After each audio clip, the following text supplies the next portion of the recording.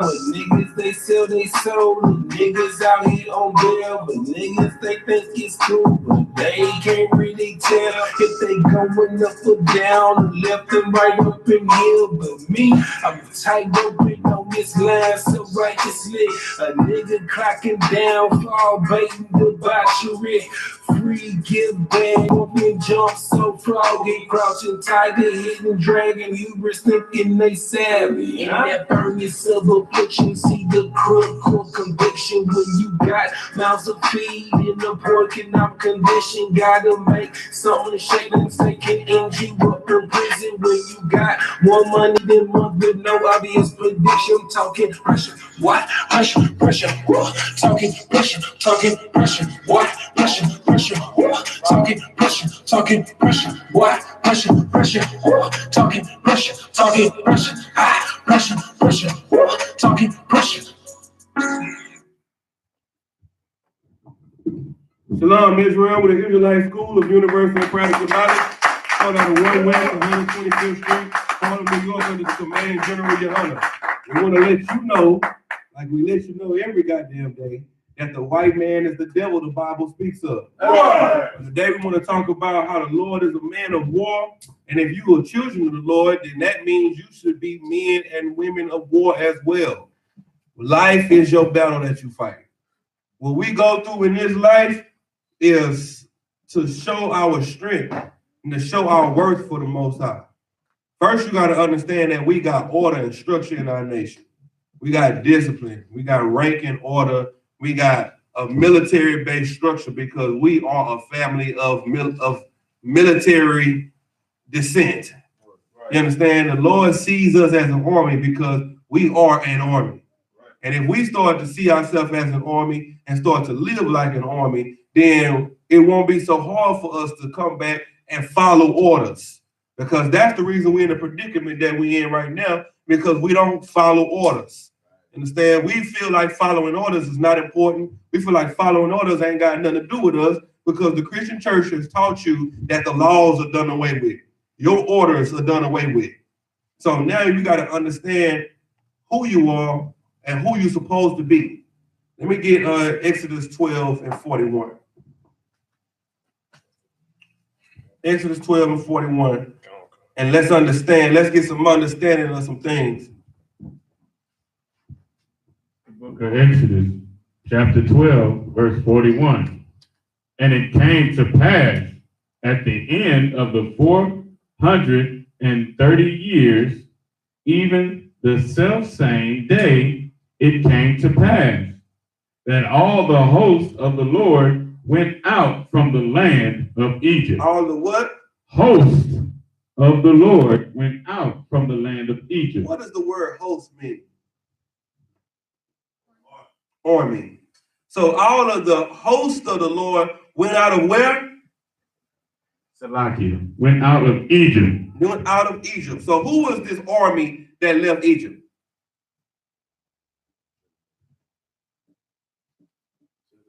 The children of Israel is this host.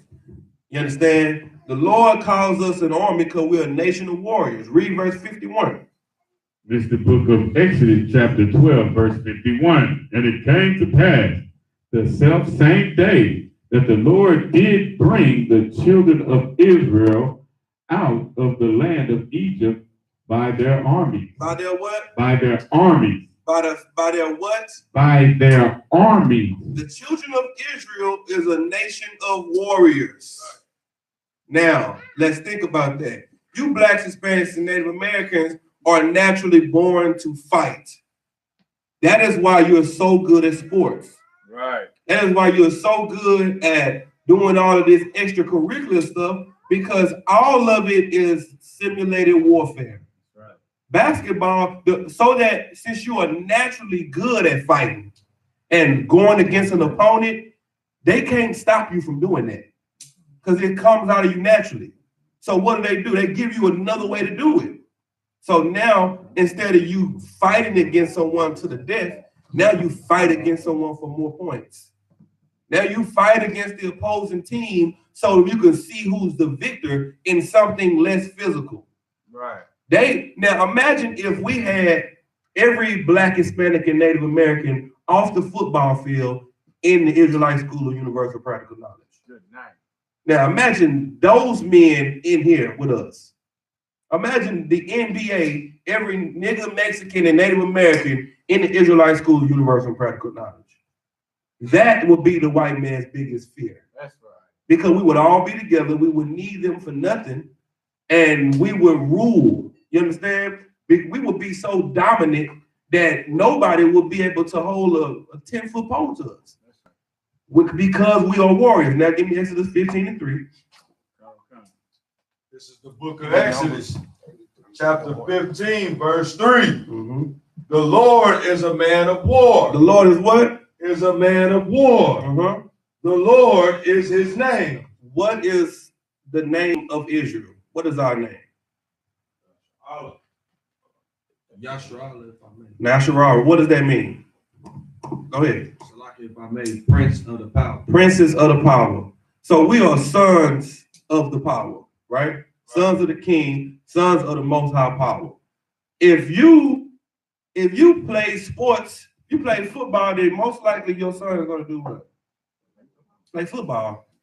If you are a track star, your son will most likely run track because he's going to take after his father.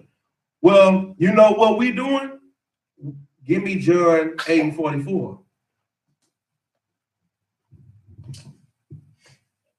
We taking after our father. That's what we doing. It's the book of John, chapter 8, verse 44. Ye are of your father, the devil. That's what we doing. We following after the man that's taught us. Because we don't know who our father really is. We didn't know that our father was a man of war. This is what we think our father is. Read. You are of your father, the devil, and the lust of your father ye will do. If you know your father played football, you would probably play football. But now you are doing the lust of your father, who you think your overseer is, who you think the man that's supposed to be over you is. So what lust are you doing? Read. He was a murderer from the beginning. What are you doing on the streets? Killing your brothers and sisters. Read. And abode not in the truth. And you go to the Christian church and you don't abide by the truth. Read. Because there is no truth in him. And that is why you hate the truth, Christians, because there's no truth in you. Because you are following after your father. But what does Exodus 15:3 say? The Lord is a man of war. But our father really is a man of war. He's not a liar. He's not a murderer. Our father is a man of war. Our father kills in battles. The white man kills for nothing. White man kills babies, innocent. The Lord kills because you are wicked. His killing is just. So that means, what kind of people should we be? A just people. We should be a righteous people. But we're not righteous because we're following after Satan. We're following after the white man. You understand? Give me Salakia. Numbers 33:1.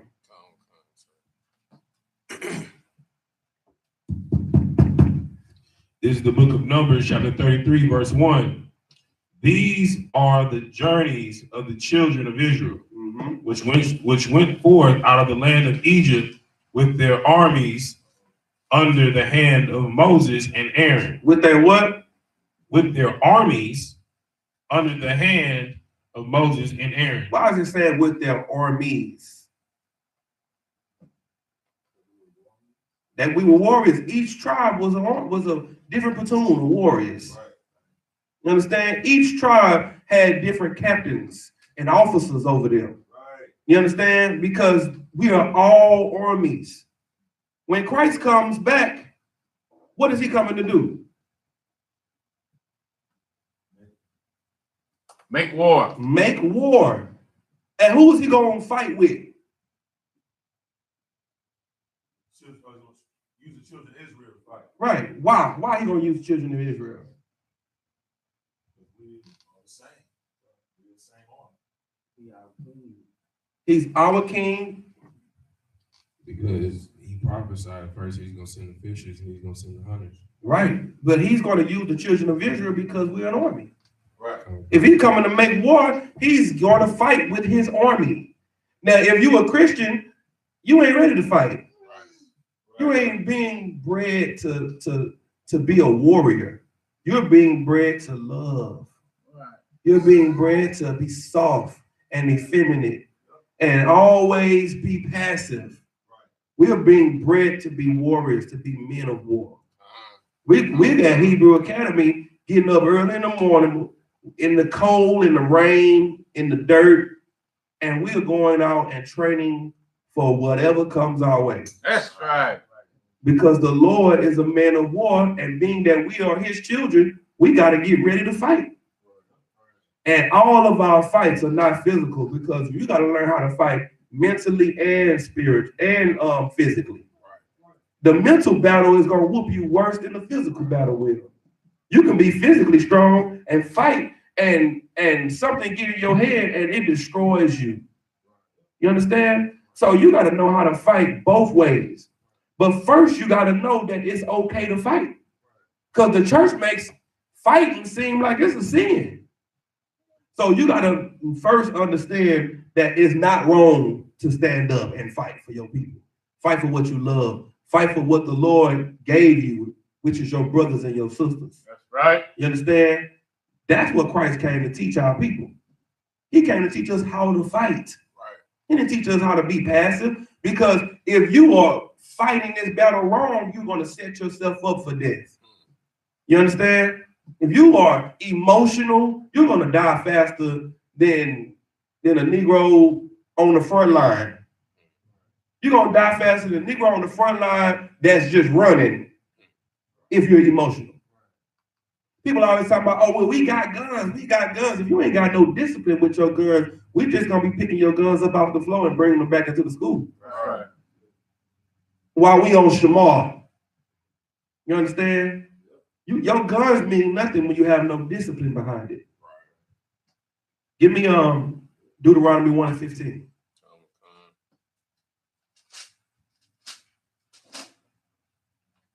Read. This is the book of Deuteronomy, chapter 1, verse 15. So I took the chief of your tribes, wise men, and known, and made them heads over you. You hear that? See, when people hate the UPK because we have order and we have structure. And they don't understand that this is the way that it's always been, because they're so Christianized. You understand? Keep reading. And made them heads over you, captains over thousands. Captains over what? Captains over thousands. No, captains over 400. Captains over thousands. Read. Captains over hundreds. Captains over what? Over hundreds. Read. Captains over 50s. Captains over 10s. And officers among your tribe. This is why we had a ranking system that we have in the UPK, because it's biblical. And the things that we do are biblical. You understand? Because we are bringing back the culture of our people into this earth. We're the only nation of people on the planet that don't have our own army. We don't have our own language. We don't have our own land. We don't have our own rules and guidelines. Why? Why do we not? Why don't we have our own rules and guidelines? Stripped from us, but we walk around with the Bible in our hand every day. And this is our law right here. This is our preamble to the Constitution. This is our Declaration of Independence right here. We're walking around with our law, but why don't we have the law? If I may, it's our teachers. Our teachers taught us wrong. Because our teachers have taught us that this is not being held anymore. Now, if somebody was to get on the news right now and said America's laws are done away with, you know what? Since Donald Trump is in office, since he's came and fulfilled the law, the laws are done away with.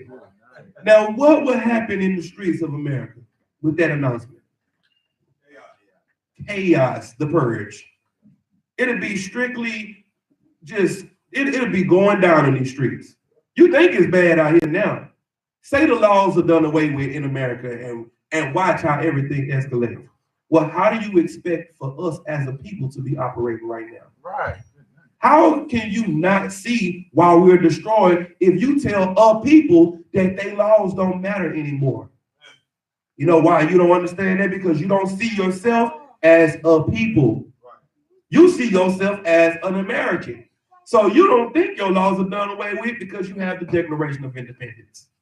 You have the Gettysburg Address. But the Gettysburg Address and the Declaration of Independence in 1776, when it was signed, it said all men are created equal. Where were you? In slavery. So all men was talking about who? All white men were created equal. So that law that you uphold has nothing to do with you. And the law that you turn away from got everything to do with you. So you don't have laws. You don't have an army. Why don't you have an army? Go ahead. Salaki, if I may, in the Christian church, they teach a man to not be masculine. They teach him to be more feminine. They teach a man to be a bitch. What else? They got us killing our warriors every day in the streets. They got us hating each other. Go ahead. We out there breaking our backs on the football field and getting paralyzed for money. Rick, what else? Our army is in jail. And the ones who can't fight strong men, they fight for the white man's army against us. And the rest of our warriors are fighting for the enemy. So we don't have laws. We don't have an army. Where's our language at? Why don't we have a language? Because the white man took our language from us and gave us his language. And now we adopt it as ours. Why don't we have a land? We broke his laws and the Lord kicked us out of our land and gave it to strangers. Gave it to heathens. So now we have nothing. And you know what else we don't have? We don't even have each other. Because we fighting each other and we killing each other. And we don't recognize that what's going on in our life is a full-out war on us. It's a full-out attack. When you take the man out of the house and give different types of assistance to replace the man, that is an attack on the black household. When you say, like, white people are not populating the earth or repopulating their people as old people die.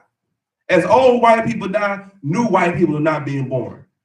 So they have to kill us on a faster rate than they die in order to keep their power. Because if they don't, who's going to be the minority? I mean, the majority. We are. Who's going to be the minority? They are. So what do? You tell them, you know what? First of all, they don't like each other, make them kill each other. That's the first way they kill each other. That's the first way we die. We kill each other. Second way we die, abortion clinics. Then they up the ante this week. Now you can abort a baby all the way up until it's born. That's crazy. Then what else? You got all our brothers in jail. That's another part of our army. What's another one? All our brothers homosexuals. Right. You know what I'm saying? What's another way they kill us? Drugs. Now you destroying us, destroying our warriors in their minds. You destroying their thinking on drugs. What's another way? Go ahead. Miseducation. Teaching us lies, stuff that's not true. All of this is war tactics. This is not just, oh, it just happened that way. No, it's strategically done to strategically destroy you. Because this is how war is. Wars are not fights. Fights, you square up, you box, and it's over. With a war and a battle, it goes on until what? Somebody's destroyed. Till somebody is destroyed. Till somebody surrenders. Till somebody until somebody just dies. Till you kill off the enemy. So what are they trying to do? Kill off the enemy. Annihilate you. And this has to happen because life is about war, because The Lord is a man of war. The Lord is a man of war, so you can't expect nothing but warfare in this. Right. Go ahead. So if I may, what the brother said about the misinformation so heavy because right now Russia is at war with the United States. And how are they destroying the democracy in the United States? With misinformation, Facebook, through false advertisements, also putting up false stories, trying to heighten the racial tension in America, and also creating a larger separation between the left and right, leftists and right groups. And that's exactly what needs to, you know, why this happening? It ain't just the white man, it's the Lord. Right. The Lord is doing all of this. The Lord wants us to separate from them. Because he said whoever's found with them will be thrust through. If you don't separate from them, you're gonna die with them when you come back. The Lord already did it. First time he destroyed the earth with Noah, he destroyed everybody and left 8 people. Right. In the second time, he's like, I'm gonna be a little bit more cool about it. I'm gonna take everybody out of the land of Egypt, and I'm gonna take out the whole nation of Israel and take them to the promised land. The wicked and the righteous. Right. I'm gonna free them all. And that didn't work out too good.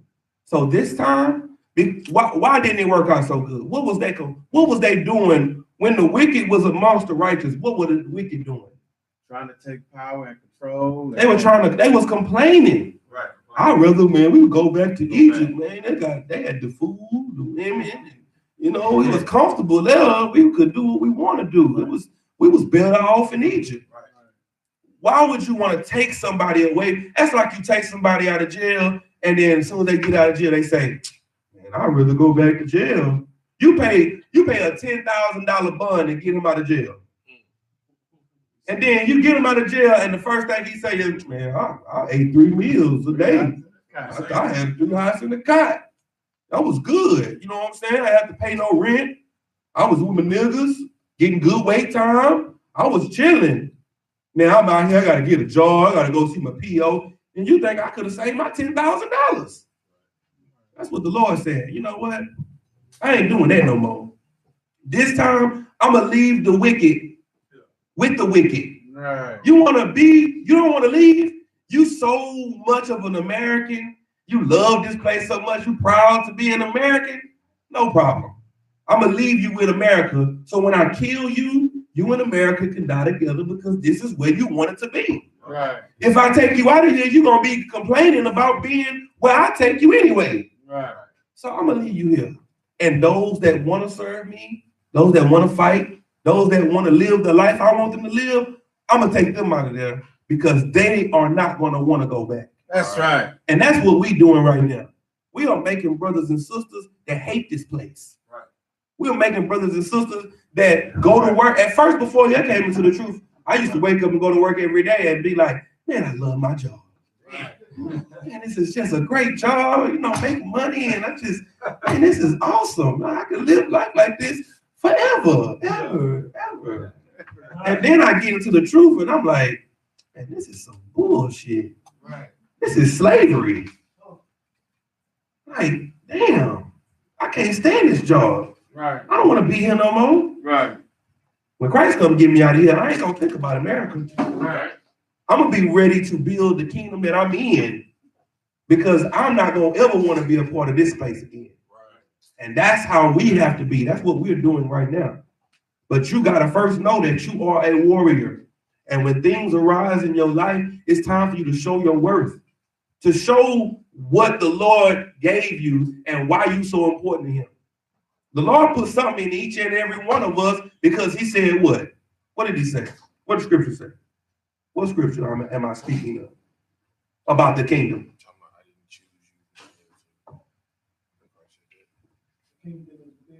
Get that brother head. The kingdom is within you. The Lord gave all of us something to help to build a kingdom. We are all pieces to a puzzle, a big puzzle.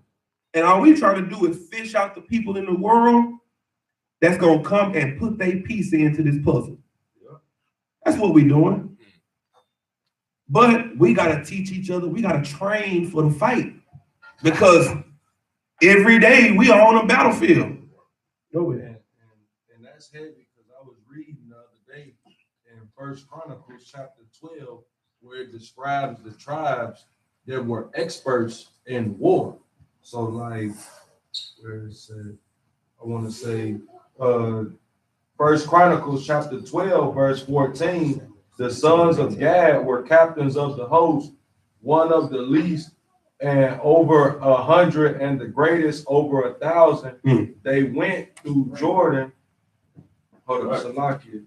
Let me find that one. I was just looking at it. It's you got Gad and you got a few other tribes that were just experts in war. And it just describes them as just all out warriors. That's exactly what we are. We are all experts in war.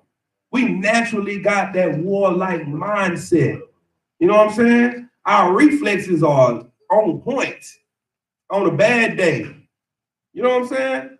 Like, I mean, when we're not even thinking about it, we ready for whatever. You know what I'm saying? Right. That's because the Lord said we are above all people on this earth. The Lord gave us something that he didn't give nobody else.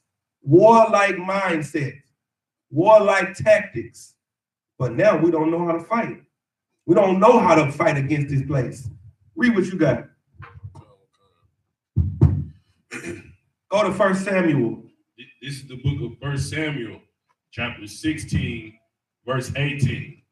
Then answered one of the servants and said, Behold, I have seen a son of Jesse, the Bethlehemite, that is cunning in playing. Cunning in what? Playing. How do your kids play? If you a mother, you know how your kids play because you got to tell them to stop every 2 minutes. Stop. Y'all stop when y'all break something. What are they doing? Fighting, shadow boxing. They always boxing. Right. Slap boxing, kicking, fighting, biting, scratching. Act like they Power Rangers. They Power Rangers, they Ninja Turtles, they everything that fight. They Goku, they Naruto, they everything that got something to do with fighting. You understand? Because they got a warlike spirit. Keep reading. That is cunning in playing, and a mighty valiant man, and a man of war. A man of what? A man of war. Now, when the Most High was looking for a king, he wasn't looking for a man of love. Right. He wasn't looking for a man of peace. Right. He was looking for a warrior. Go ahead. He was looking for a man after his own heart. That's what he went and get that brother a hand. The Lord was looking for a man after his own heart. And the Lord is a man of war, so he went and found him a man of war. So, what are we doing? We out here right now looking for men of war. You see, hold on, Salakia. Let me show you something. No, one day y'all gonna get one of these. That's right. Right. Well, if you can see, it says right here, men of war. Right. 2016, the best Hebrew graduating class in history. Damn right. You understand? You gonna find out about us real soon. But we men of war. You know what I'm saying? And that's what we're looking for. We're looking for other men of war, the same way the Most High was looking for a man of war. Go ahead. All right, Salaki, I found that scripture I was looking for. It's 1 Chronicles chapter 12, verse 38. All these men of war that could keep rank. All of these what? All these men of war that could keep rank. That could keep what? Keep rank. See, that's what you need. You need men of war that could keep rank. That ain't gonna leave when they get an order they don't like. That ain't gonna run and fold and bitch up when things get hard. Yep. Men of war don't do that, right. But homosexuals do. Right. Effeminate men do. Yep. Weak sisters run when things get hard. Yep. Keep reading. Came with a perfect heart to Hebron to make David king over all Israel. To make him what? To make David king over all Israel. And all the rest also of Israel were of one heart to make David king. Give me Proverbs 24 and 10. What did you finish what you had? All right, finish what you got. And a mighty valiant man, and a man of war, and prudent in matters, and calmly person, and the Lord is with him. Now, prudent in matters, meaning knowing how to judge a matter, knowing how to judge a situation. When things arise, you are not emotional. You understand? You have to know how not to be emotional when you are a man in leadership. And we are making men and making them the type of men that could be over people. Your rank means if you're an officer of 50, then you are qualified to have 50 people under you that you can make sure that you take care of and handle their matters and deal with their issues. Well, if you're an officer of 500, then that means you can have 500 people under you that you can be prudent in matters with them. That's why with rank comes more responsibility. With rank don't come more, oh, I got rank now, so I ain't got to carry the camp equipment. You do, and you got to make sure the camp equipment is fixed. Right. It's your responsibility to make sure the wood ain't got no chips on it, and that it is painted the correct way. You got to make sure all of those things. Then you become 1,000. Now you're eligible to watch over 1,000 people's souls. You can watch over them and teach them and counsel them. That's what your rank means. It don't mean, oh, I'm an officer of 1,000. I need to eat first. Right. You know what I'm saying? What my plate is? Y'all eat. Oh, eat 5,000. I eat fourth. Man, my plate coming soon. That ain't what that means. Yep. Because when the plates come out, we don't even be. When the plates come out, we don't even have time to eat. Right. Because we counseling. The higher the rank, the more responsibility you get. Go ahead. And let me show you to say how prudent David was. That he brought his men into the tabernacle to eat the shewbread. Right. You know what I'm saying? And that was against the law. Mm-hmm. Only the Levites were allowed back there, and he was like, man, hey, we gotta eat. Right. My men gotta eat. So we going in here. Mm-hmm. I deal with the consequences, but I know the Lord is with me, and we gonna eat this bread. The more rank you have, the more responsibility you have, and that means the blame is going to be your fault if anything goes wrong. Right. When you a trooper, ain't nothing your fault unless you don't follow an order. Because if you follow the order that's given to you, then whoever gave you the order is who's going to be to blame. Not you for following it. You're doing what you're supposed to do. Like General Muhammad say, if somebody tell you to jump off the bridge, jump off the bridge. Now, people at the top, make sure you don't just tell nobody to jump off a bridge because you have men under you that will listen to you just because you said it. Right. So it leaves the responsibility heavy on both ends. You understand? That's how serious it is to have rank, order, and structure. The I.S.U.P.K boys, they ain't got no structure, but they follow orders. Right. For their brothers. You understand? Right. They be like Habib got shot in the grocery store in Houston, Texas.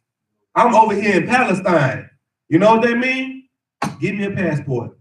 Right. Right. Give me a passport and some C4, and I'm finna make it shake. I'm finna make sure they never mess with one of us again. Now, every time you see one of them, because of Hasi, he came over here and blew himself up, you'll never forget him. Right. So you won't mess with no Arabs. Why do you think police have the freedom to mess with us? Because when we see the police mess with our brother, what we do? Ooh, look at that. Laws over there.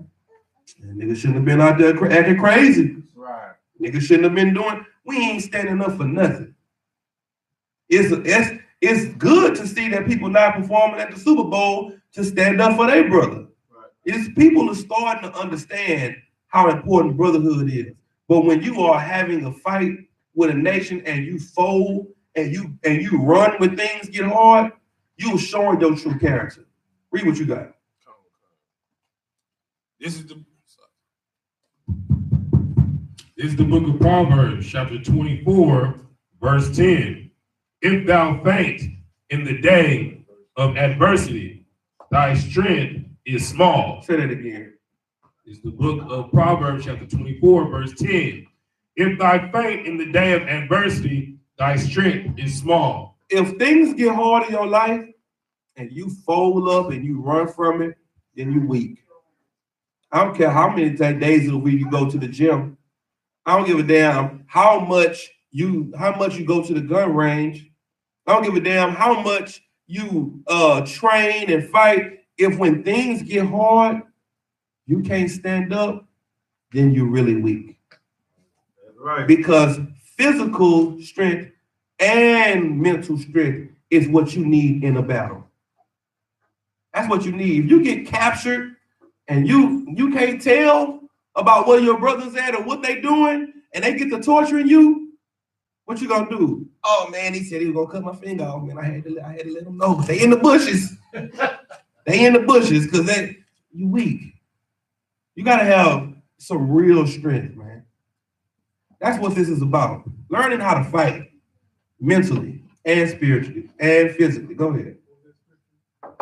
It's the book of Proverbs, chapter 24, verse 10. If thou faint in the day of adversity, thy strength is small.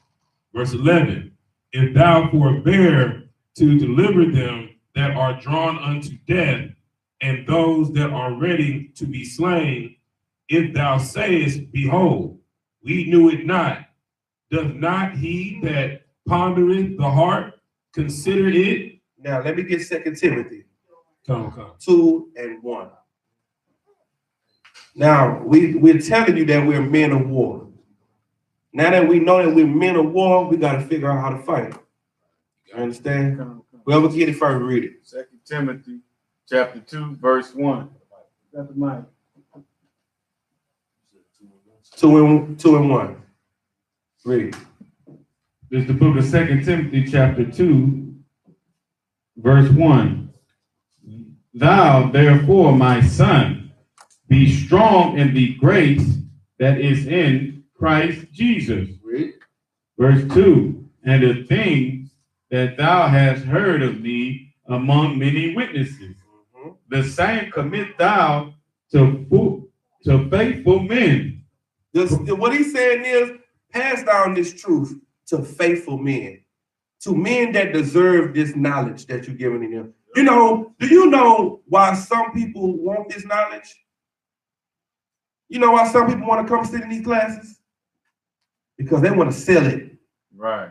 They want to look like they got knowledge. That's why some people come into the truth and then they leave and they go do their own thing because they want to look like, oh, I know more than you. Right. I'm the one that, I'm the leader, so I can tell you what to do. You don't know more than me. Right. But the Lord and the Lord always wanted to give this knowledge to faithful men. Yep. Men that showed themselves approved. You got to show yourself approved with the Lord. The Lord isn't going to give it to you because you say you want it. You got to go through adversity to prove that you are worth more of what he want to give you. More knowledge, more understanding, more stability. You got to prove to the Lord that's what you're worth getting at. Read. Witness, the same commit thou to faithful men, who shall be able to teach others also. Verse 3. Thou therefore endure hardness. Endure what? Hardness. Endure hardship. Like a what? As a good soldier. No, as a good Christian. As a good soldier. As a good lover. As a good soldier. As a soldier. This is in the New Testament. You know what's going on in the New Testament? They are still fighting a battle. Right. They are still in war. The same way we still in war right now. Keep reading. As a good soldier of YAHANNA. Verse 4. No man that warreth entangled himself with the affairs of this life. Now, if you are a warrior, you shouldn't give a damn about what's going on in this life. Right. Because those things are the things that's sidestepping you from the fight. Those are things that's knocking you off balance because you entangling yourself with your job, with your rib, with your car, with all of the things of this world that ain't even important to the work of the Lord. Keep reading. With the affairs of this life. With the what? The affairs of this life. Which life? This life. You worried about things from the world and not worried about doing the work of the Lord. Keep reading. That he may please him who hath chosen him. Who have what? Who hath chosen him. You are working so that you could please the Most High and show the Most High your worth because he chose you. You didn't choose him. Right. You didn't decide to follow Jesus. Right. You know, it's like Christians always say, when I decided to follow Jesus. No, the Lord chose you. Right. You didn't choose him. Keep reading. Who have chosen him to be a soldier. To be a what? To be a soldier. To be a Christian. Be a soldier. The Lord wants you to be a soldier. Why do we walk around and look like we look? Because we are soldiers. Right. We are the men of war like our Father. Right. Somebody else give me 1 Maccabees 14:9. Hold, you keep reading what you got, but somebody else give me 1 Maccabees 14:9. Keep reading. I'm showing the Bible. Verse 5. If a man who also strive for masteries. If you strive to be good at something, mastery. Read. Yet is he not crowned, except he strive lawfully.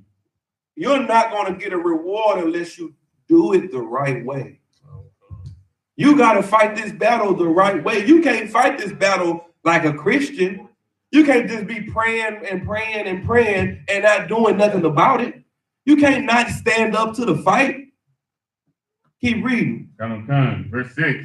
The husbandman that laboreth must be first partaker of the fruits. He must be what? First partaker of the fruits. You got to be partakers of the punishment. Right. You got to be partakers of the things that go on that's messed up, the fruits. You got to go through something to partake in the husbandman gardening. You know what he got to do first? He got to till the ground. Right. He got to drop the seeds. He got to water the soil. He got to go through something to sit back and then watch the crops come up. It ain't just, we so used to microwave life that you just pop it in, put it in for 30 seconds, get it right out. That's what we think life is supposed to be about. Right. No, you got to work for stuff. That's right. You understand? Is there some on that? Keep reading. Verse 7. Consider what I say, and the Lord gives thee understanding in all things. If you listen to what he said, then you will start to understand it. What you got? Now, I had a precept on people that come here just to get the breakdowns and go and leave. Go ahead, Rudy. What you got?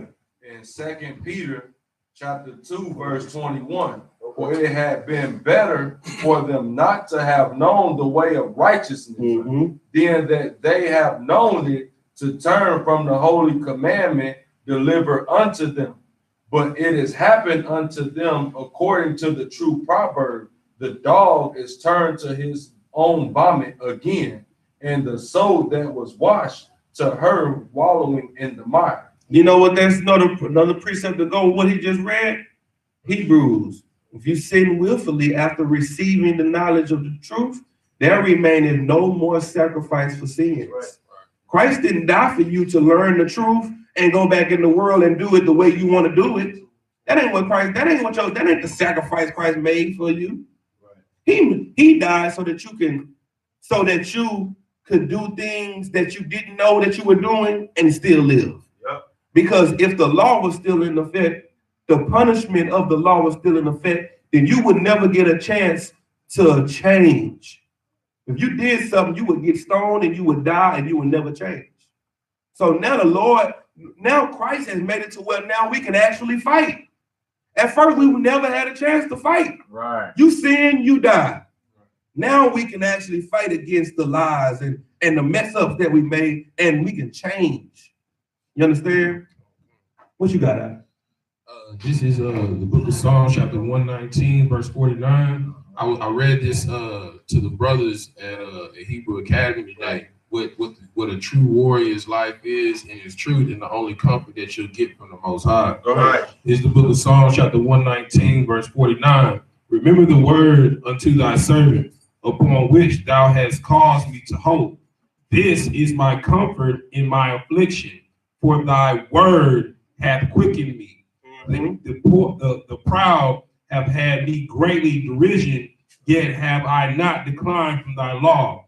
I remember thy judgment of old, O Lord, and have confronted myself. Horror have taken hold upon me because of the wicked that forsake the law. Thy statutes have been my songs in the house of my pilgrimage. I have remembered the name, O Lord, in the night that I have kept thy law. You understand?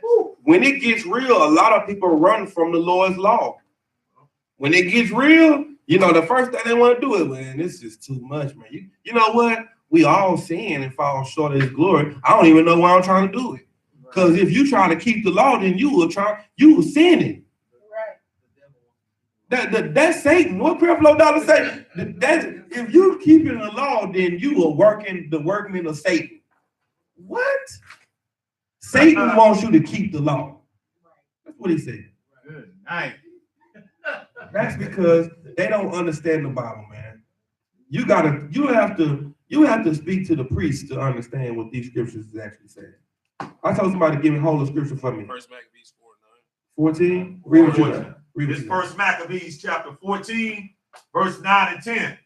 The ancient men sat in the streets. That's one of the problems. Where's our ancient men at? Our ancient men is in jail. Our ancient men is at church. Right. That's why our ancient men sitting on the front row. Keep reading. Communing together of good things. Communing together, talking about what? Of good things. Talking about good things. Talking about the law.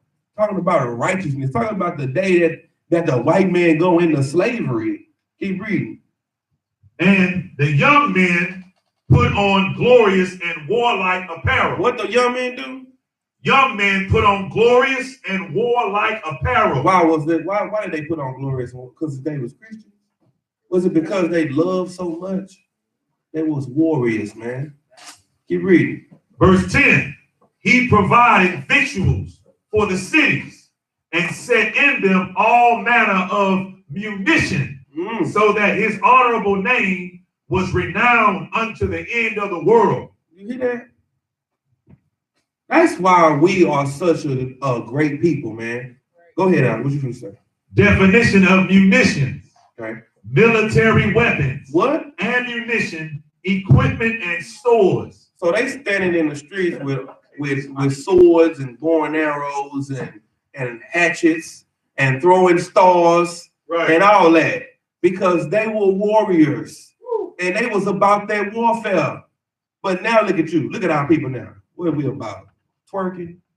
Right. And what we're about popping pills and we're about giving all the love that anybody can get. Well, we know how to kiss, don't we? We know how to kiss cheeks, lips, and asses. Right. Because that's what we've been taught. We've been taught how to be so soft. Man. We should be called marshmallow Americans. Right. Man. That's what we should be because we soft. Good night, man. Somebody else got a precept. I told you to hold something for me. That was the last one. Sir. Okay, no sweat. Give me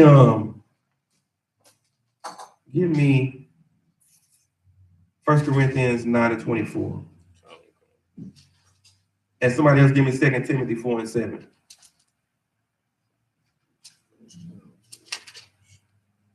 This life is about warfare. And we got to constantly fight. You know what I'm saying? You can't get tired of fighting. You understand? Matter of fact, the first scripture I want is Matthew 24:13. Whoever get that first. Give me Matthew 24:13 first.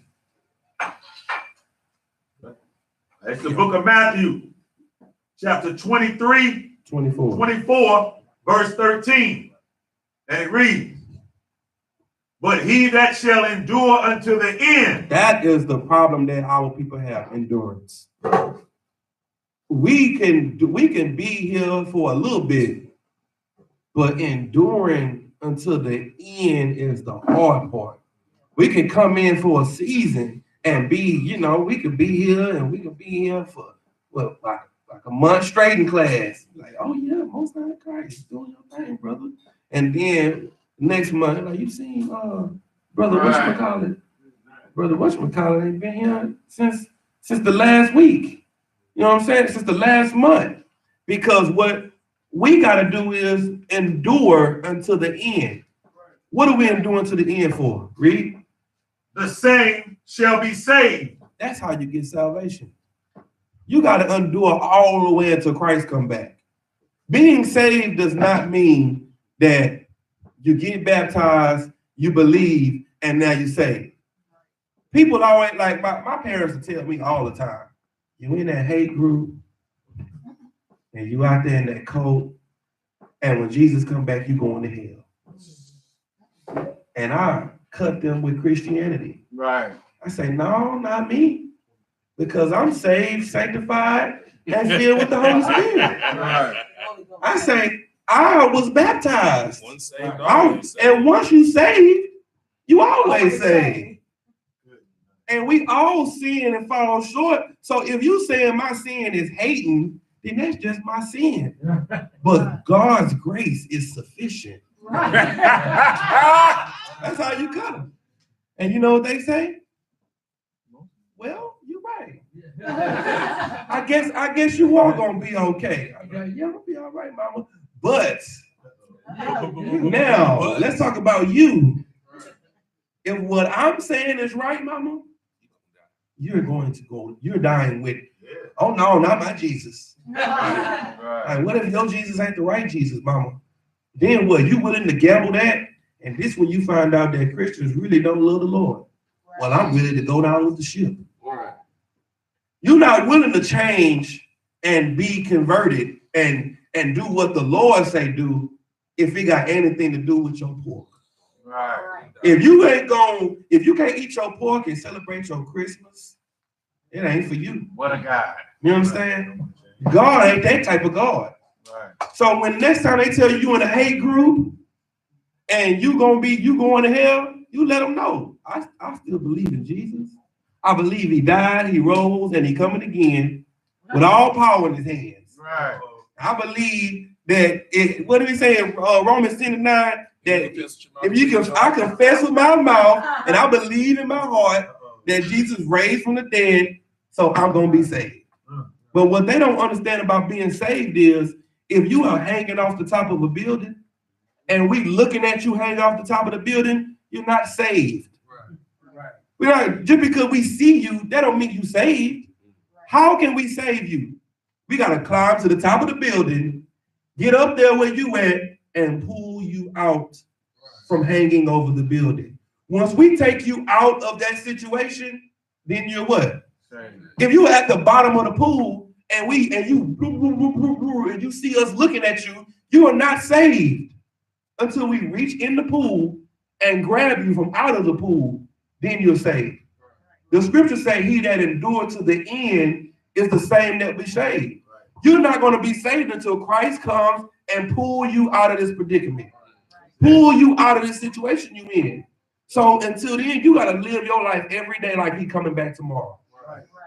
Because no man knows the day or the hour. Somebody give me Luke 1:68. I want all of them, but I want this first. The book of Luke, chapter 1, verse 68. And it reads, blessed be the Lord God of Israel. Of everybody. Of Israel. Read. For he hath visited and redeemed his people. All people. His people. Read. Verse 69. And hath raised up an horn of salvation for us. For everybody. For us. You see how personal it is? Read. In the house of his servant David. Read. Verse 70. As he spoke by the mouth of his holy prophets. As he spoke by who? By the mouth of his holy prophets. Read.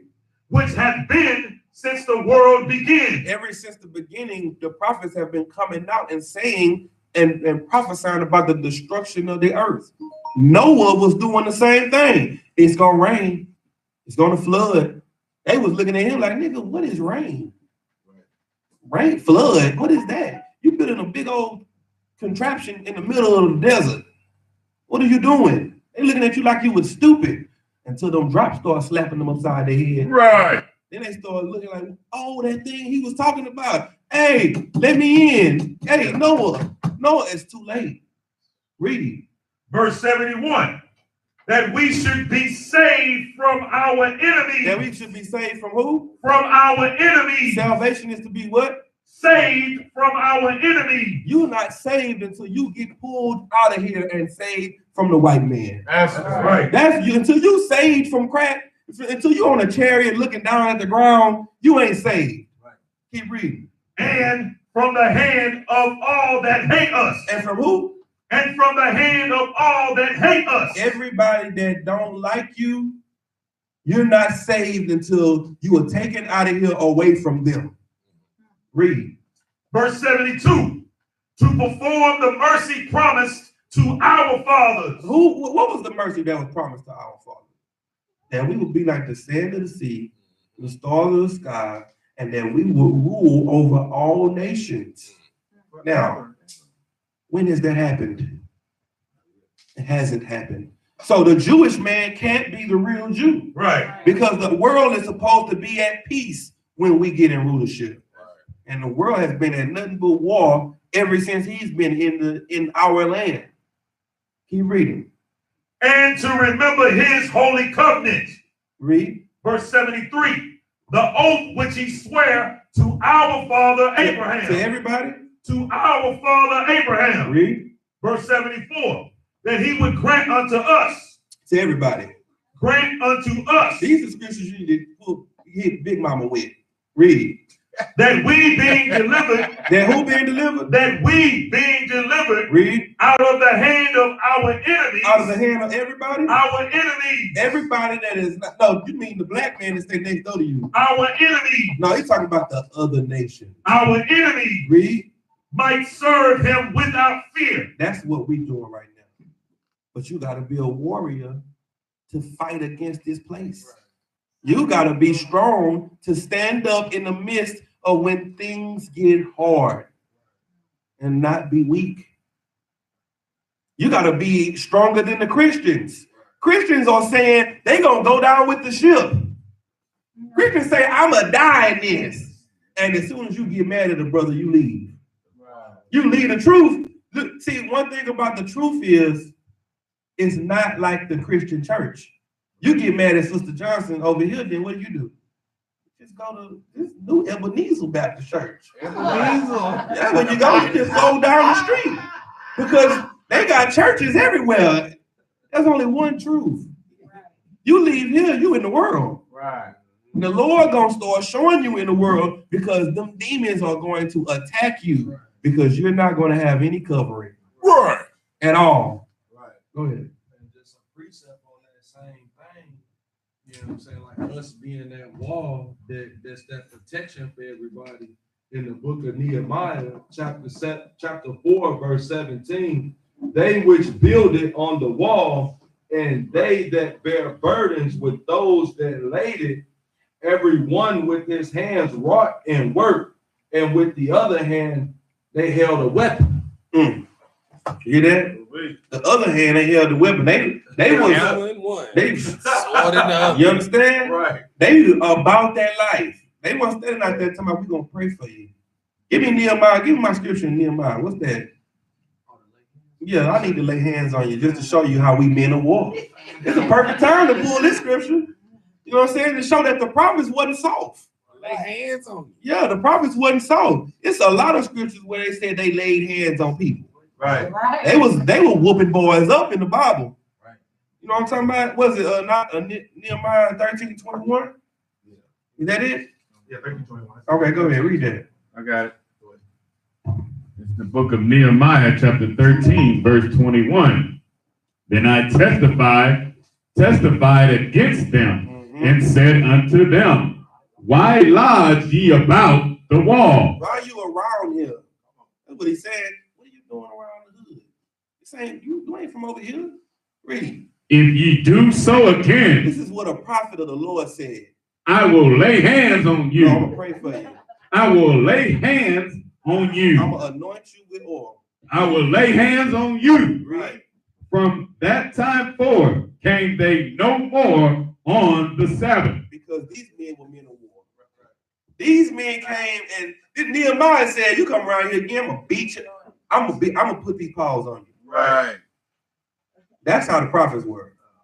You understand? They wasn't talking about, let me anoint you with oil and let me make sure that, that I get the demon on you. Get the demon off you. Right. They didn't say none of that. You understand? They was about that warfare. They was about beating you up. So that's the same thing we about. We do the same. We got the same spirit they got. You understand? Now, let me see. Let me give some of the scriptures I pulled earlier. I asked for. Just start reading them. All right, this is the book of 1 Corinthians, chapter 9, verse 24. Know ye not that they which run in a race run all. Now, you got to understand that this life is like a race. You know what I'm saying? This is a battle. It's like a simulated game. And everybody that's in this race, everybody's running. Yep. But what? Read. But one receiveth the prize. But only one gets the gold trophy, the gold medal. Keep reading. So run that ye may obtain. Run that you may do what? Obtain. That you may get the gold medal. Read. Verse 25. And every man that striveth for their mastery is temperate. Everybody that's striving for perfection. LeBron James, how you think that jumper got like that? Right. How you think Michael Jordan jumper got like it got? How you think Kobe Bryant got so wet on the court? Right. You think he went out on the court and shot 2-3 times and then went in the house and played the game? Worked on his jumper on 2K more than he did outside? Right. No. He strived for mastery. He worked on everything that he needed to have to make him a better basketball player. Well, that's the same thing you got to do. They dribble with the right hand for days, then they dribble with the left hand for days. So they can know how to go both ways. Well, you got to do the same thing in life. You got to be able to fight physically and mentally. You can't just be physically strong and mentally weak. Because when life attacks you, you're not going to know how to fight. And then you're going to revert back to your old ways. And what's going to happen? You're going to mess up everything. You're going to die. You're going to mess up. You're going to put yourself in the worst predicament that you were in before you got in the predicament. You're going to be worse off than you were before anything. You know what I'm saying? So you got to figure out how to mentally get your mind right. That's why we're here. We're to teach you how to do things according to what the Bible says. Keep reading. And every man that striveth for the mastery is temperate in all things. He's patient in all things. Read. Now they do it to obtain a corruptible crown. Now, while they doing this just for a gold medal. They doing this for a trophy that everybody put their lips on. Right. You know what I'm saying? That's why they doing it. They working all season, all off season for a trophy that 30 members on the team is gonna all put their lips on. You understand? For something that they not even taking home. Read. But we an incorruptible. But we doing it for something that can't be taken from us. That's right. We're doing it for a crown from our king. Right. That's why we fight. We're not fighting for nothing. We're not shadow box. Keep reading. I therefore so run, not as uncertainly, so fight I. So what I? So fight I. That's what we trying to tell you. We teaching you how to fight. Read. Not one that beateth the irie, but I keep under my body and bring into subjection, lest they by any means, when I have preached to others, I myself should be cast away. It said, I fight not like one that beats the air. Right. Right. I'm not out here shadow boxing. Right. You know, a nigga that shadow box, he look good out there on the air. He can beat the air up until you put somebody in front of him, and he get beat up. That's not. We don't fight uncertainty. This ain't mid training. Right. We're not. This ain't mid training. We fight with gloves off. This is no mouthpiece. Right. This is fighting. You understand? Your life is a physical battle. Right. This is a physical war that you're going through. And the Lord is sitting there trying to see, okay, he passed that test. He went over to his partner's house. His partners he'd been knowing since the 9th grade. And everybody in there had blunts lit. And you know what he did? He walked out and he didn't smoke. I know that was hard for him. Now he passed that test. He saw that girl that he used to mess with all these years, but now she married. And she threw the box at him. And he said, I can't, sis, you married. Right. That's my boy. Now you got days that you got your Christian moments that you Salakia, Lord, I had to. Nah, that ain't this place. We ain't looking for no Salakias. Right. You pass tests here. That's what we teach you. We teach you how to fight your flesh. Right. Go ahead. Salakia, sir, precept on that is 2 Timothy 4:7. I have fought a good fight. Oh look, that's the next precept we from the pool. Read it, Amayala. 2 Timothy chapter 4, verse 7. 2 Timothy chapter 4, verse 7. I have fought a good fight. What did you do? I have fought a good fight. Read. I have finished my course. That's what we doing, man. We are fighting a good fight and finishing our course. How do you finish your course? When is your course over? When we get the kingdom, or when Christ returns. When Christ returns, or when you die until the end. You stay and fight until it's over. Right. For you. Read. I have kept the faith. I've done what? I have kept the faith. Nah, I left because I got mad at a brother. I have kept the faith. I've kept the faith. Read. Verse 8. Henceforth, there is laid up for me a crown of righteousness. What's going to be left for you? A crown of righteousness. You hear that? The scripture is telling you what you're fighting for. It's not telling you, it's not like you're fighting for something that you don't know what it is. It's constantly letting you know what you're fighting for. You are fighting for a crown of righteousness. Read. Which the Lord, the righteous judge. Who? The Lord, the righteous judge. Read. Shall give me at that day, and not to me only, but unto all them also that love his appearing. I don't know what else I need to tell you. I don't know what else you need. That's this life that we live. You live to fight, to show the Lord that you deserve what he wants to give you. Right. That is it. It's just like you as a parent. Your child says, I want the new Xbox One, and I want a PlayStation 4, and I want these games, and I want, you like, okay, you got all these wants. That's what you do to the Lord. Lord, I want a house, I want a car, I want a good man, a good woman, I want all this. The Lord like, okay, I can do that. But bring on this report, bring on these A's. I want straight A's then. If you want all this, I want 98s and above. And you like, damn, 98s? Ooh-wee. But what about Miss Johnson class? You know, she mean. She don't just, now you start, well, Lord, it's hard for me to keep the laws. Well, Lord, you know my flesh is weak. Now you got excuses. But you want all of this stuff. You got all of these demands from your father, but you can't do nothing to get it. The more you want, the more you got to work. Is some on it up? Okay. Go ahead. I want to read a precept in Jeremiah when he complained to the Lord about how the wicked prospered, and I want to read what the Lord told him. Read it.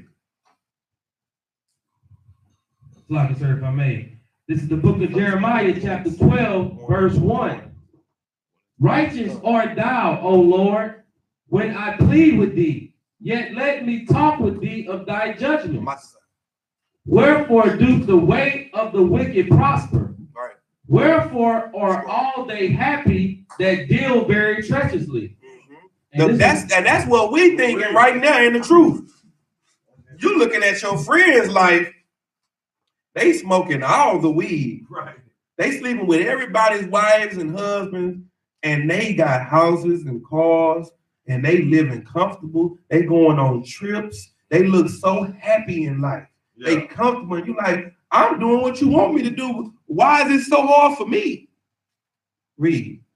Okay, drop down to verse 5. This is the Lord. If thou hast run with the footmen, and they have wearied thee, then how canst thou contend with horses? And if in the land of peace, wherein thou trusted, they wearied thee, then how will it thou do in the swelling of the Jordan? So this is the Lord saying, if you can't run with the footmen, how you gonna run with the horse? Right. If you can't run a race, how you gonna run with horses? You can't. If you can't beat the people in your class with 2 legs, how you gonna beat 4-legged animals? That's what he's saying. That you gonna have to fight, and you gonna have to stand up for the Most High in Christ. We don't want to stand up. We don't want to be a light. You know, we want to blend in. We want to fit in with everybody else because blending in is easier to do. Right? You in the truth, you stick out like a sore thumb. And that's what you're supposed to do. Give me, what's that, Matthew 5? No man hideth his light under a bushel. Or Matthew 6. It's one of them. It's 5. I think it's 5. Give me that. I got another. Who holding something? Ephesians 6:13. Wherefore take unto you the whole armor of God. Hold that. Hold this. Give me what I asked for you. Somebody got my the light? Go ahead, read that for me. I want y'all. It's the book of Matthew, chapter 5, verse 15. Neither do men light a candle. Read it 2 verses before that. The book of Matthew, chapter 5, verse 13. Ye are the salt of the earth. You are the what? The salt of the earth. What does that mean? We give the earth flavor. What is a steak without salt? Bland. It's raw. It's meat. Just meat. Well, you are the salt of the earth. You give the world flavor. Just think about, there are millionaire white people on the earth, but you ain't never seen them with a candy paint car, with a 5th wheel on the back, with tinted windows, with pop trunk, and neon lights, and alligator seats, and a screen in the headrest. They ain't never thought of that. You poor. You got here making $7.25 an hour. This man is making $825 an hour. And you got the better car than him. Because what? Read that again. Ye are the salt of the earth. Because you are the one that gives this earth flavor. Black women make white women see how they could be beautiful. Yep. Now, let me explain that. You as a black woman, you go to the store and buy white hair. Like white girl's hair, long hair. Come on. So now you design your hair with your salt in a way they would have never thought to do it. So now they tell you that you ugly. So you go and get lip reductions, breast reductions, hip reductions, because you too thick, your lips too big, your nose too wide. And what they do? They go get lips, Botox in their lips, they go get wider noses, they go get wider hips, and then they wear the hair and the makeup the way you wear it, because you showing them how they could look. So they start looking like you, and you start looking like them. Right. Because they make you feel like you're not beautiful. That is a war tactic. That's a battle that they fighting on you. You know what I'm saying? But we the salt of the earth. Read. Come.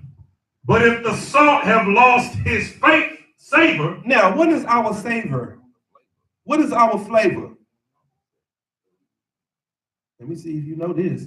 If the salt lose its savor, meaning flavor, what is that? What is your flavor? Your swag. So what's your swag? Your culture, the law, statute, your fringes, Right. your head wraps, your warlike apparel. Right. If you stop doing that, then what? If the salt have lost its savor, wherewith shall it be salted? Now, then if you don't got the flavor, then how is the meat gonna be salted? If you ain't got the flavor, then how is everybody else gonna see the flavor coming out of you? Right. Read. It is thenceforth good for nothing. It is good for nothing. All the swag you got, all the ideas you got means nothing because you're not doing it the way you supposed to do it. When we go places, we go to bars, we go to clubs, and we walk in the club with our boots and our fringes on, and just with our UPK swag, it's like the music stopped. Right. Am I lying? It's like, I'm talking about the club could be jumping like a trampoline, and we walk in, it's like, whoa. Because we bring a different swag. They like, what is this? Right. What is y'all into? Keep reading. But to be cast out and to be trodden under foot of men. When you stop following your culture, you get cast out. What they trying to do to you right now? They're trying to build a wall. Right. They're trying to kick you out and say that you nobodies. Right. Now you are nothing without your swag. Keep reading. Verse 14. Ye are the light of the world. You are the light, though. You are what's going to bring your brothers and sisters out of darkness. They are all asleep. They are all in darkness. So you are the light of this world. Read. A city that is set on a hill cannot be hid. If you are sitting on the top of a hill, it cannot be hid. So if you're supposed to be at the top, and if you did things the right way, then everybody would see it. Read.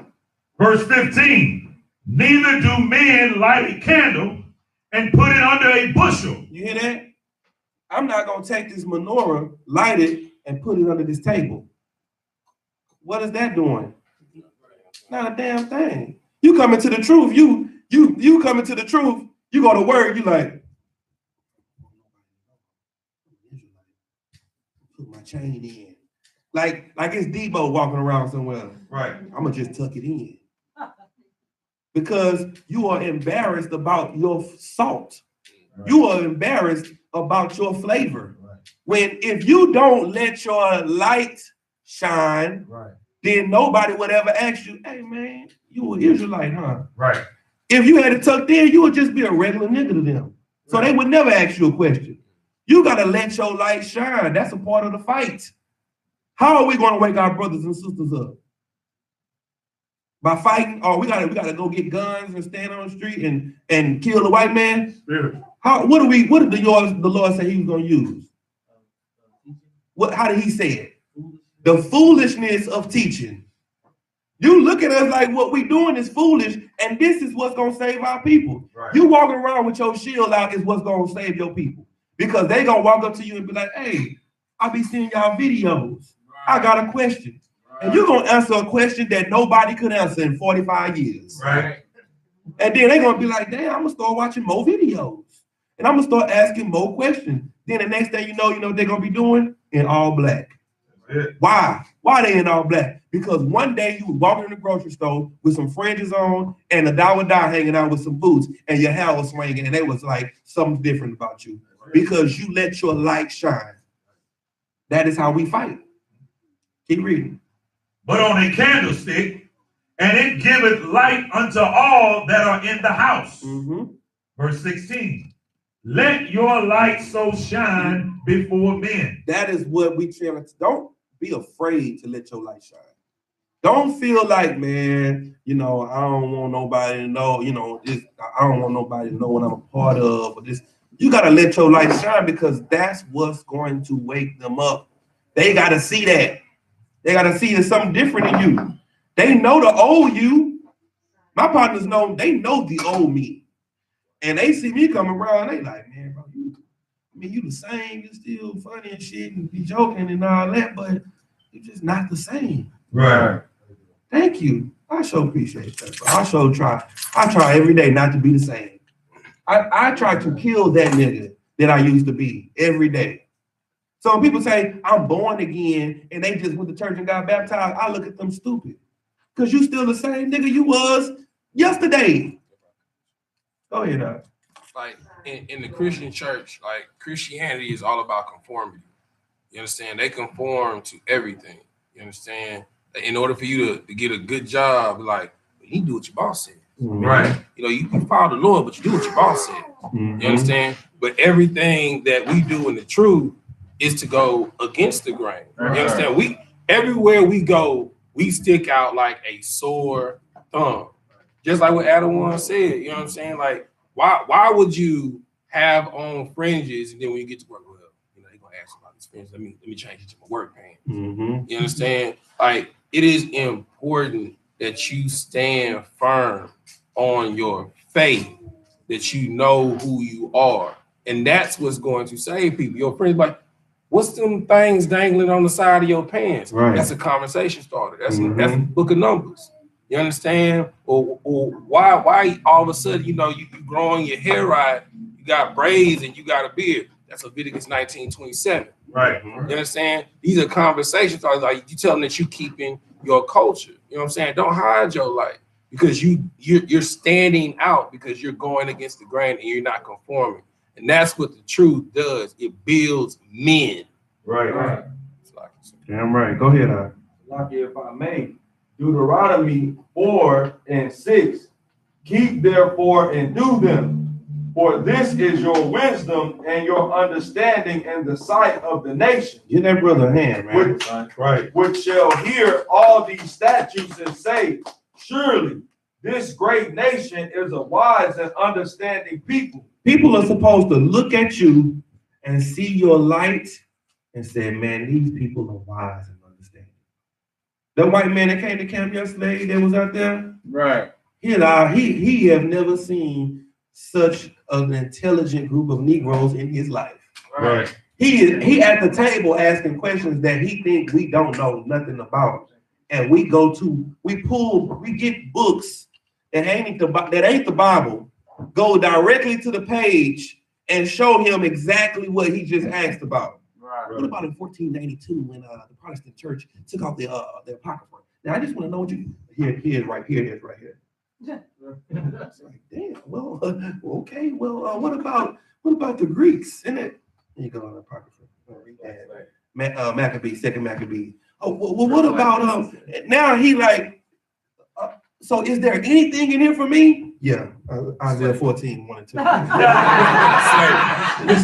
here. Look, see that?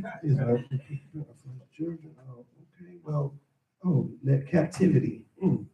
Servant and handmaid, and take them captives who captives they were. They shall rule over their oppressor. So is there anything I can do? Yeah, you can kiss these boots. That's it. Isaiah 49:23. Yeah, put some money in the bucket. You understand? That's why you let your light shine. And the whole time we over there schooling him, all the Negroes at the bus stop, we let our light shine before men. Right. You understand? Go ahead. Let your light shine before men. Salaki, let your light so shine before men that they may see your good works and glorify your Father which is in heaven. All this stuff that we doing, it ain't for us. Right. We ain't doing this so that you can look at us like we smart. We doing this so you can see that this wisdom is for you too. That everything that we doing is not just for, it is so that people could know that the Most High did it. That the Lord can get the glory. Go ahead, I just want to say this too after reading the last verse, Matthew 5:16. That is the reason why these heathen nations have no respect for us nor for God. Right. Because we don't follow nothing he said. We're not glorifying him. Right. And that'll be the opposite as we, start to wake up and start to follow him, then these other nations will grab the skirt of the Jew. That's exactly right. When we start living right, imagine it's been so many compilation videos of heathens that are now saying, I know that the blacks in America are now the real Jews, and because if you don't know this, you need to do some research. I have this book right here called From Babylon to Timbuktu, which tells me, because now you're letting your light shine. Right. Now you're being a light in front of these other nations, and now they're starting to respect the Most High. That's it, right? And they're starting to respect that you a child of the Most High. So now they looking at you different. Even in your stupidity, even when you don't know who you are, they just looking like, man, he still doesn't know that he is one of the greatest people on this earth yet. Right. You understand? That's how we fight the fight. You know what I'm saying? Like, we gotta be warriors though. And we gotta be professional when we do things. You know what I'm saying? We can't be emotional. We have to be professional. Somebody holding something for me? Give me what you got. Yeah, I need 1 Corinthians 1:21. Yeah, read that. This is the book of 1 Corinthians chapter 1, verse 21. For after that, in the wisdom of God, the world by wisdom knew not God. It pleased God by the foolishness of preaching to save them that believe. Verse 22, for the Jews require a sign. Salakia. It said, it pleased the Lord by the foolishness of teaching to save his people.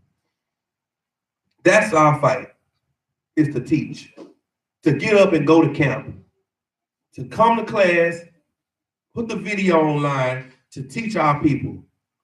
That's what we're doing every day. We fight all the time, tooth and nail, to make sure our people hear these classes and to get this truth. We're inviting people all the time. Hey, come check us out, I.S.U.P.K. Houston. Come check us out, I.S.U.P.K. online classes. Check us out, I.S.U.P.K. on worldwide, I.S.U.P.K. Dallas, Minnesota, Chicago, New York, all of that, because we want you to know the truth. Right. All over the world, wherever you at, it's a school. And if it ain't, then you can start one. Right. You can be the person that start a school in your city, because this gospel must be taught unto the whole earth, and then the end will come. You got to be the change you want to see. It all starts with a little spark, and sparks make light. And after the light come, now that light spreads to other people. That's what we're trying to do. That's the way we fight, man. Anybody else holding something for me? You're right. You're right. Come read the scripture. Come read that what you had for me.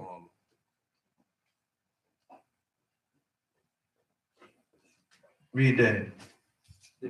Now, somebody else give me 1 Peter 4 and 12. 1 Peter 4 and 12. Now, this is something you're going to have to get in your mind, because people that love you, that you thought loved you, that was your friends, they're going to look at you different when you start fighting the way you fight. Read that first before you read that. Hold up. Read 1 Peter's first.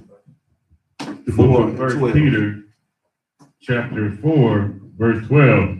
Beloved, think it not strange concerning the fiery trial, which is to try you. Don't think it's something wrong with you when trials arise. When stuff come up in your life, you're like, man, what am I doing wrong? Like, I thought I was being righteous. Why does this bad stuff keep happening to me? Think it not strange when fiery trials come that are to do what to you?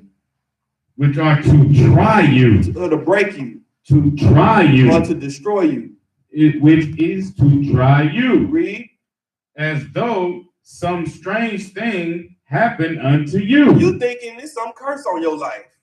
You think, man, this just can't be right. I go to class every day. I pay my tithes. I pay my camp fund. I'm doing what I'm supposed to do. But it's just like I can't get a break. Read.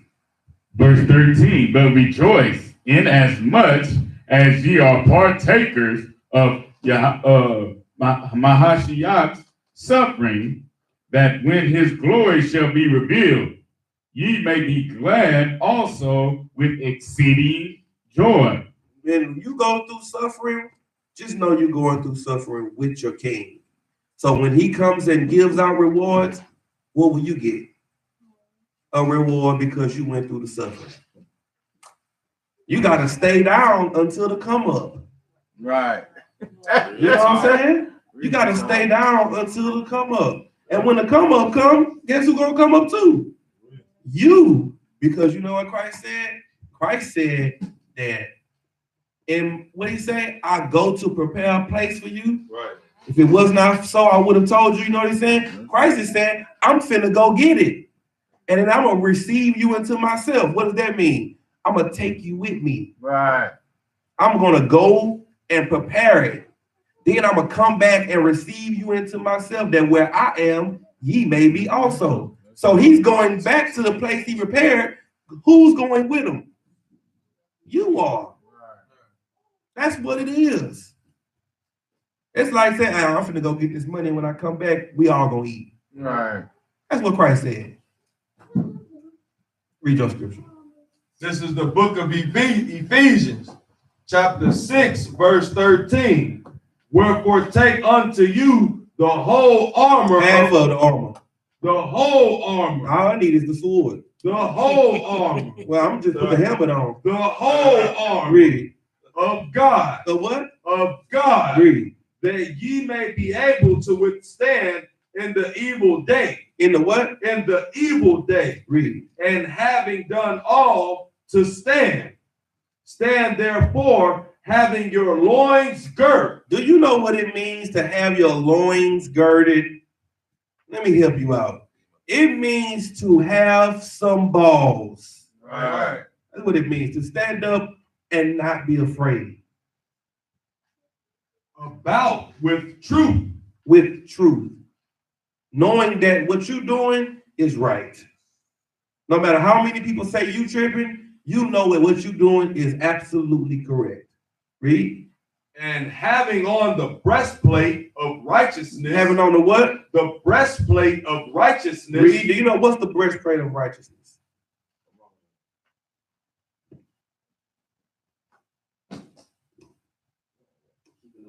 Keeping the law, having the laws in your heart.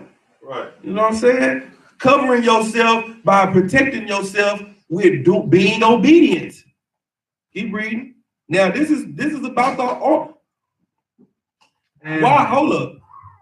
Why did it use putting on armor and not putting on the choir robe? Good night. Why did it say putting on the whole armor and it didn't say picking up a tambourine? You know, why did it say, why don't I want to put the armor of the Lord on, or it said I want to be an usher for the Lord? Why didn't it say that? Because we are in a fight. Life is about warfare. Keep reading. And your feet shod with preparation of the gospel of peace. With the gospel of what? Of peace. What is it talking about? Your feet need to be ready for what's coming. You need to walk in righteousness. You understand? Keep reading. Above all, taking the shield of faith. Taking the shield of what? Faith. What is faith? The hope of things unseen. Yeah, but works. Faith without works is dead. That's what faith is. Faith is works. So you got your breastplate of righteousness on, which is keeping the commandments. That's works. You got the shield, which is the shield of faith. That's works. You got the boots on, walking in the works that you're doing. Read. Wherewith ye shall be able to quench all of the fiery darts of the wicked. Now that you understand the law, you can do what? If I may withstand everything wicked, withstand evil. You can fight off the lies. You can fight off all of the things that the white man throw at you, and you can defend yourself. All the darts he throw at you, Jesus loved everybody. Oh, no, he don't. Not my Jesus. Not my Jesus. Right. My Jesus don't love everybody. Outside block. You know what I'm saying? All that. Me. Inside block. That's what you gonna keep reading. And take the helmet of salvation. And the helmet of salvation. What is salvation? Salvation is getting your crown. Salvation is being saved. Saved from who? Being saved from your enemies. So on your mind, you are waiting for the day that you are saved from your enemies. That's now you learning how to fight mentally. That's what you need to be thinking about. I can't wait till the day I get the hell out of here. Right. These people are about to drive me crazy. Right. Keep reading.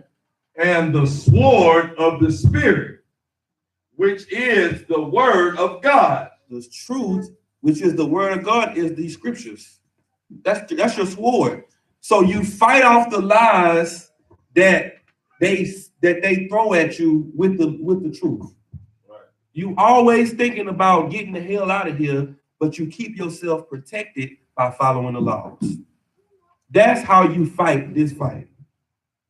Because without that, you bound to drown. That's the end of that. Give me 2 Ezra 7:56.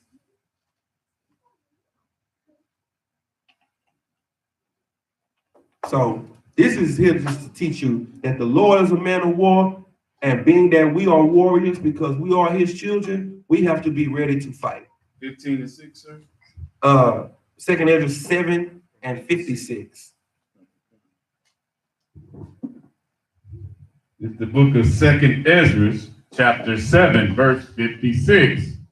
For while we lived and committed iniquity, we considered not that we should begin to suffer for it after death. After what? After death. So that means you suffer for what you've done in this life when? After death. What does that mean? When you come back. After death, give her a hand. She got that one. When you get sent back into the earth, that is when you suffer for what you did. Yep. Read. Verse 57. Then answered he me and said, this is the condition of the battle. This is the what? Condition of the battle. Everything that you go through in life is the condition of your battle. That what? Which man that is born upon the earth shall fight. Could fight. Shall fight. Might fight. Which man that is born upon the earth shall fight. The house that you were born in, to the parents that you were born in, is the what? The condition. Is the which is that the which condition. Man, Salakia, upon the earth shall fight. The condition. This is the condition of the battle. The house you were born in and the parents you were raised under was the what? Which is the condition of the battle. You being molested at a young age is what? Is the condition of the battle. You having people in your life that has always stabbed you in your back, and you now don't trust no goddamn body is the what? This is the condition of the battle. Everything that you've been through in your life is what? This is the condition of the battle. That's what you got to understand. This is the condition of the battle. This is why you went through all of those things. To see if you was going to run from the Lord or run to him. Was you going to say, man, you can't be real if I'm going through all of this? Why are you going through all of this? Because this is the what? This is the condition of the battle. That's what you got to put on your mind. Every time something arises, just remember, this is the condition of the battle. I'm going through this because this is the condition of the battle. I lost my job. This is the condition of the battle. My wife said she don't want to be with me no more. This is the condition of the battle. Everything, my kids don't want me around because I ain't get them a birthday gift. This is the condition of the battle. That man is to fight. Read. Which man that is born upon the earth shall fight. What verse is that? Verse 57, sir. That is why we go through what we go through. What's up? And just a precept with that going on. In Psalms 144, verse 1. Blessed be the Lord, my strength, which teaches my hands to war. Teach my hand to anoint. To war. To love. To war. To hug. To war. And my fingers to fight. Do you hear that? That's what life is about. Man. Life is about warfare. And when your king returns, give me Revelations 19 and 11. Oh. Read it. It's the book of Revelations.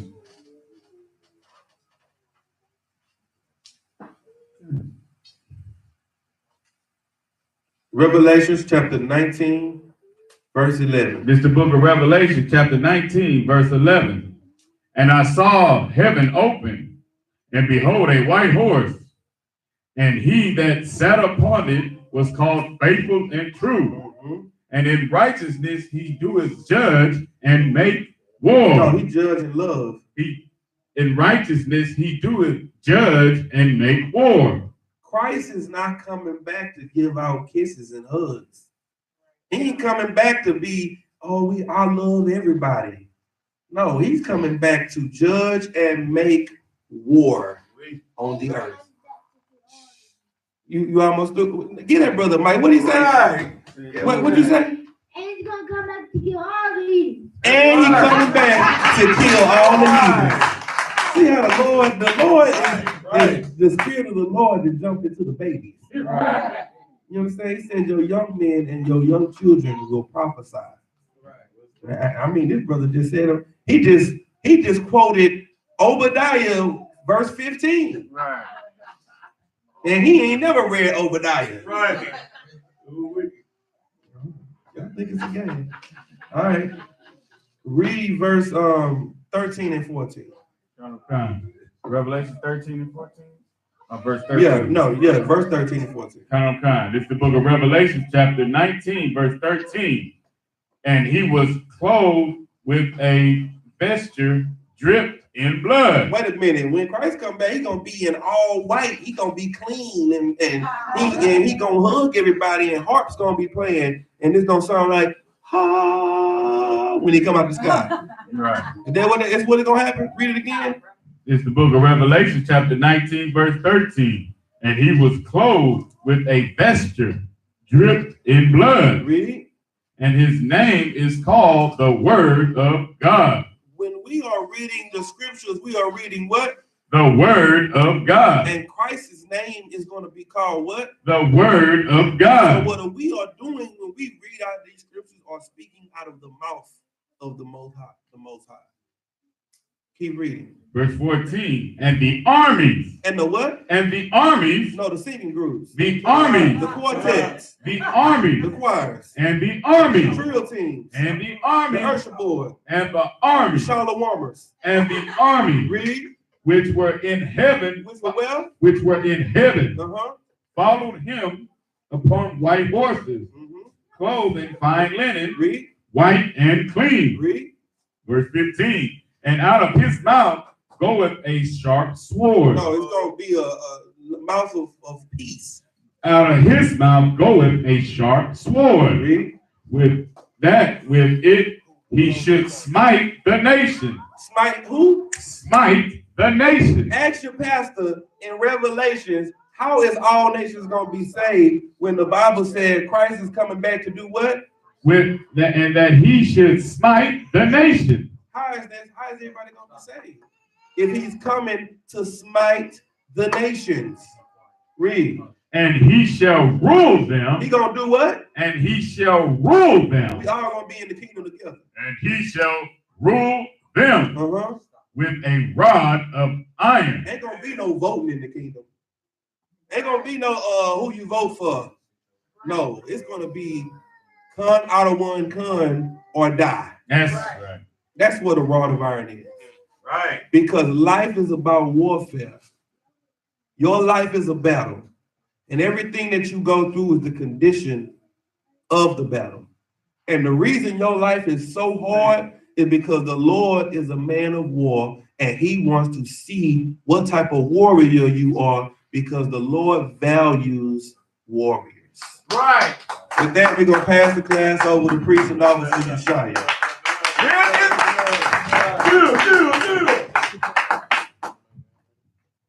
We're the Israelite School of Universal Practical Knowledge, started out of 1 West 125th Street, Harlem, New York. Room for new brother and sister. When a new brother or sister comes into the school, they are off limits for 6 months. They are to be saluted only. There is another select.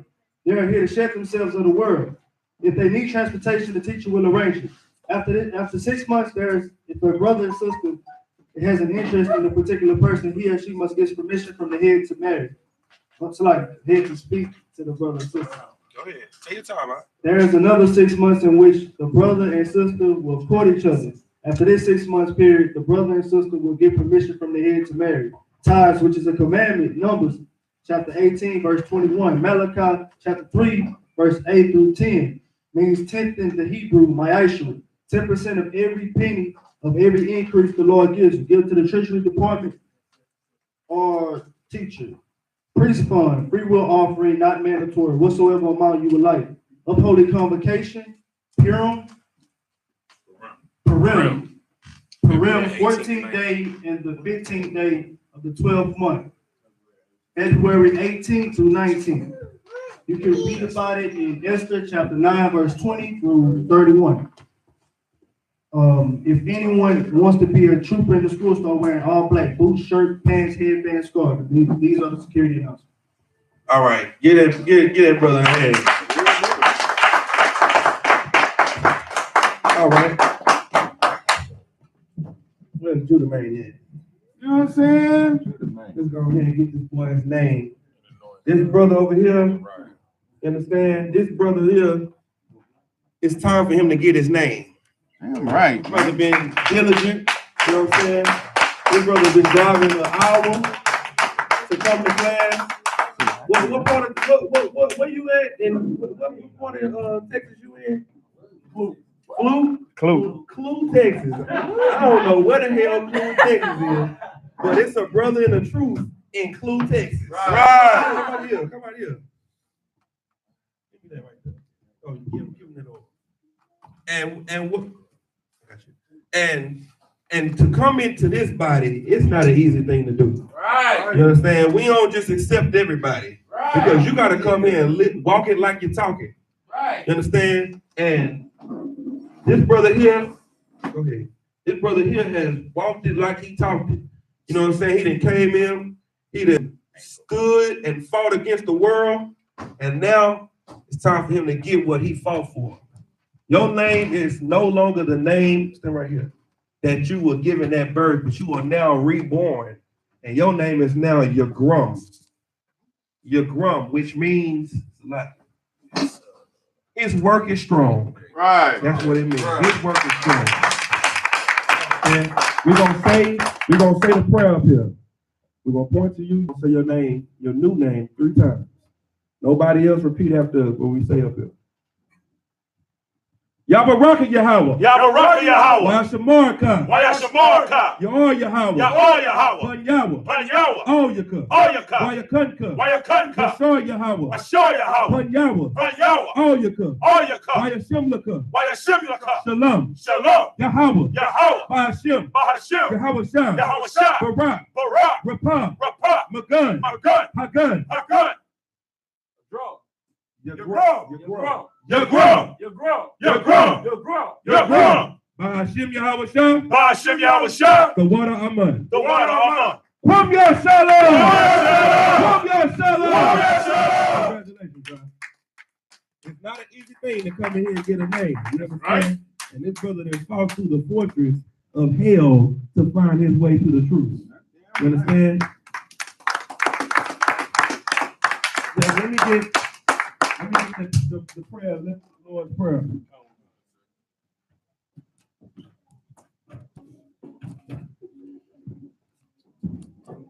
All right, so we're going to turn, face the east.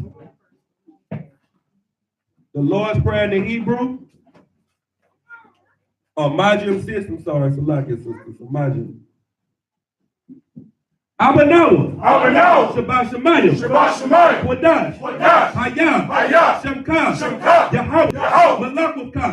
Aba'ah. Watazayakah. Hayah. Ashah. Baharatasa. Sabah. Hayah. Hayah. Bashamaya. Bashamaya. Lakanalawa. Lakanalawa. Lakam. Lakam. Kom. Wayam. Wayam. Wasalakanawa. Wasalakanawa. Kawabafyanawa. Kawabafyanawa. Wasalakanawa. Wasalakanawa. Kawabafyanawa. Kawabafyanawa. Wala'a. Wala'a. Kabadayanawa. Kabadayanawa. Wanasaya one. Wanasaya one. Abam. Abam. Hayashayanawa. Hayashayanawa. Mayan. Mayan. Ra. Ra. Kabah. Kabah. Lakam. Lakam. Hamalakwa. Hamalakwa. Waha'ala. Waha'ala. Wahatapa'ara. Waha'ala. Salakia. La'awalamyam. La'awalamyam. Aman. Aman. In the English, our Father, which art in heaven, hallowed be thy name. Hallowed be thy name. Behold, Behold, thy kingdom come. thy kingdom come. Thy will be done. Thy will be done. In earth, In earth, as it is in heaven. as it is in heaven. Give us this day Give us this day our daily bread. our daily bread. And forgive us And forgive us our debts. our debts. As we forgive our debtors. And we forgive our debtors. And lead us not And lead us not into temptation. into temptation. But deliver us But deliver us from evil. from evil. Thine is the kingdom. Thine is the kingdom. Power and the glory. Power and the glory. Forever. Forever. So be it. So be it. Sir, courtesy salute to the brothers. Mayim Shabbat. Mayim. Barak. Yahweh Hashem Yahshua Barakah. Yazmatah. Sir. Mayim Shabbat. Mayim. Barak. Yahweh Shema Hashem Yahshua. Yahweh Shema Alakah, Bahashem Yahweh. Yazmatah. Dismissed. All right, hold up.